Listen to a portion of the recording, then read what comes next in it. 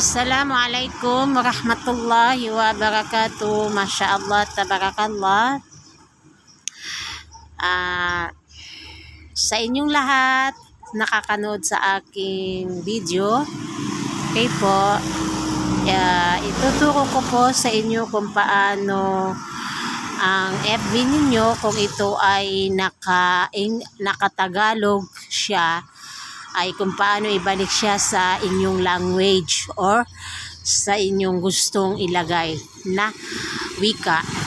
Kasi dati po, ito po ay nakawikang Tagalog siya. Okay. Tas problema ko kasi hindi ako sanay sa wikang Tagalog. Yes, ang nakasanayan ko ay English, maski kaya na problema po ako kung paano. Ngayon, nahanap ko po siya. Punta lang po, unang-unang gagawin, punta lang po tayo sa setting privacy. Ayan. Okay. Dito sa dots na yan. Dito sa dots. Hanapin po natin ang setting privacy. Ayan. Then, scroll mo lang siya. Hanapin mo yung language. Ito po yung language. Kapag sa nakatagalog naman, ang nakalagay ay wika. Diinan mo po ito siya. Ibaba mo lang siya, di ba? Sa setting ka, setting privacy. Ngayon, scroll down mo po siya. Ayan, makikita mo po ang language. Ayan. Ngayon, pipili ka po. Kung halimbawa, gusto mo, Pilipino, ayan. Diinan mo lang yung Pilipino. Maghintay sandali, ayan. Naging Pilipino na siya. Wikang Pilipino.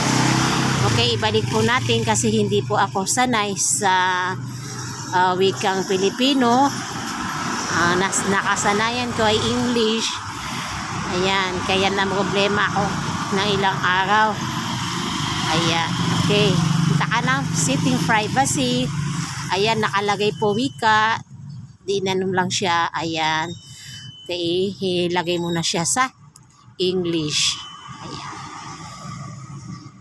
Ayan po ang konting kaalaman na makikita natin dito sa FB tutorial ko sa inyo, mga mamsi, mga dadsi, mga sesi love, masya Allah, tabarakallah, daddy loves. Ayan.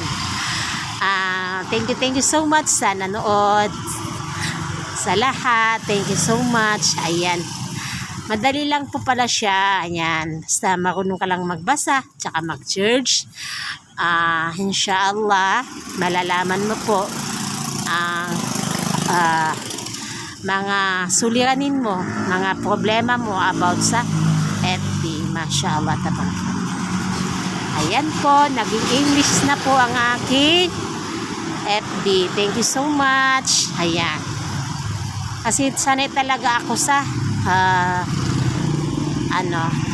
nasanay po ako sa paggamit ng English. Ayan po, thank you po sa lahat ng nanood. Paki-like lang po at saka paki-follow lang po. Thank you so much for watching.